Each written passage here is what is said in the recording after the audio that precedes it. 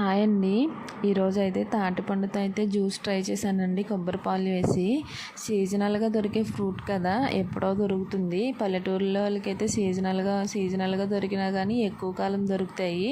కానీ సిటీస్లో ఉండే వాళ్ళకైతే అరుదుగా దొరుకుతాయి కదండి. వీటితో అయితే తాటి అట్టు, ఇడ్లీ, గారెలు అయితే నాకు తెలుసండి. కానీ జ్యూస్ అయితే ఫస్ట్ టైం అయితే యూట్యూబ్లో చూసి ట్రై చేశానండి. జ్యూస్ టేస్ట్ ఎలా వచ్చింది అని మీరు అనుకుంటున్నారు? హిట్ అయింది అనుకుంటున్నారా, ఫ్లాప్ అయింది అనుకుంటున్నారా? ఈ జ్యూస్ అయితే అట్టర్ ఫ్లాప్ అయిపోయిందండి. ఇందులో వేసిన ఇంగ్రీడియంట్స్, నా కష్టం అంతా వేస్ట్ అయిపోయింది.